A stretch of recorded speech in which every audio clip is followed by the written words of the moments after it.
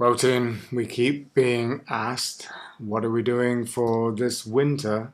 Are we going to be going anywhere? What do you think? Well, that's a great question, Norm, because that's basically what you and I have been chatting about quite recently, isn't it? It is, and we've been at home with this pandemic, Yeah, not traveling internationally for 2.5 years. It will be 3 years this yeah, February. yeah. So we think it's time to get back on the road. But before we do that, If you are new to our channel, we are Tina and Norm, and we talk all things lifestyle, financial, and travel, anything that you would like us to talk about. and if you care to subscribe to our channel, we'd be deeply honored. So, Snowbird Travel, where are we going this year, team? So one of the things that we've been looking at is going to Florida. Yes. We know that Canadians and Americans from northern US states like to go to Florida. The advantages of Florida, lots of property, lots of vacation property for rent. But there's some downsides, team. There is, and a big one is that we have noticed that the cost of property has absolutely skyrocketed down there, isn't it, Norm? We're kind of seeing prices around 3 to 4 thousand US dollars a month, which is a lot. And the other problem is availability as Yeah, well. yeah, So obviously, people are prepared to pay the yeah, 3,000 plus, yeah. because we're seeing a lot of property with no availability for January, February, and March. One of the advantages for Canadians going to the US as a snowbird is that we don't need a visa, and we can get 6 months stay in the US, which is absolutely fantastic, Yeah.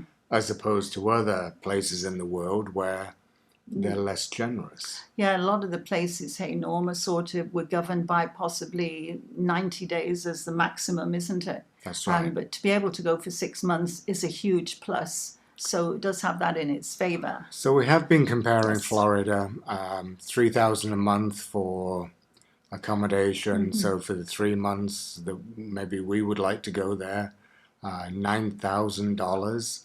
We can drive down, so we're saving costs there. Just got hotels and gas Yeah. for the car.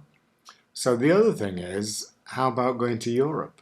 Ooh, we do have a soft spot for Europe, don't we, Norm? We do.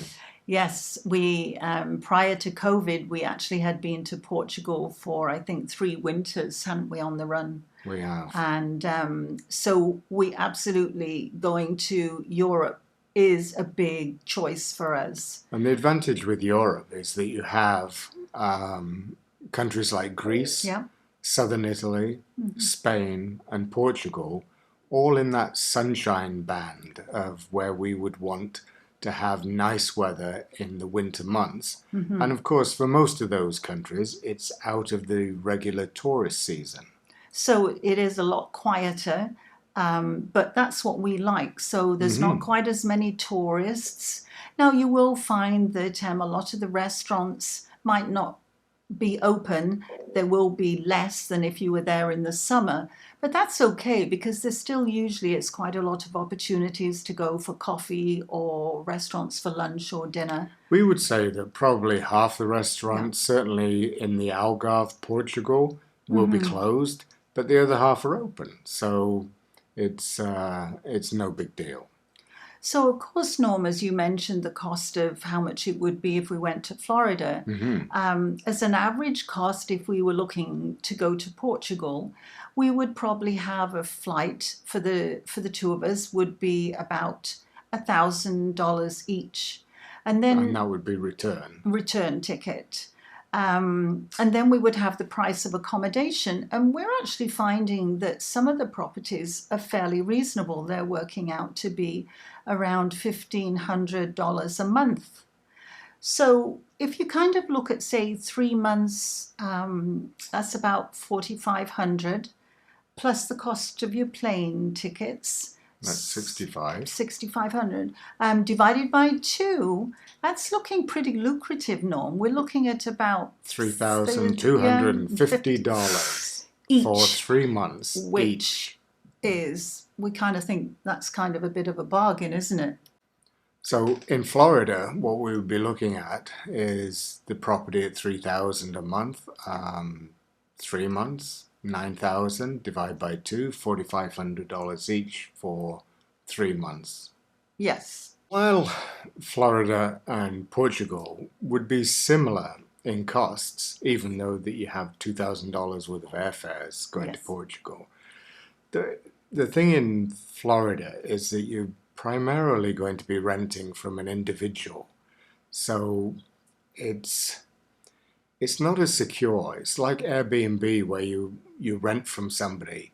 You don't know whether they're going to cancel you or not prior to getting there. Yeah. In Portugal, they still have the same sort of thing. You can rent from a private individual if you want to. But there are many chain hotels in the Algarve, Tina, Yeah. and they have these regular hotel rooms, and these are resort type hotels that are there for the summer months. So in wintertime, there's a lot less people there, and so they have regular hotel rooms as well as apartment hotel rooms as well in the same complex. So you can get either a studio, a one bedroom, two bedroom apartment with your own kitchen, and you're dealing with a company. You're not dealing with an individual. So your booking is more secure. We actually found that, Norm, didn't we? With the last time we were there, Mm-hmm. we actually booked a one-bedroom apartment, but it was in a hotel resort, and the hotel was part of a big group in Portugal. It was. So we felt very safe in booking it, didn't we? Mm-hmm. And another advantage, which we really liked, was they only wanted a very small deposit. Yeah. While we were here, while we were booking it, and everything else, believe it or not, was actually paid on arrival.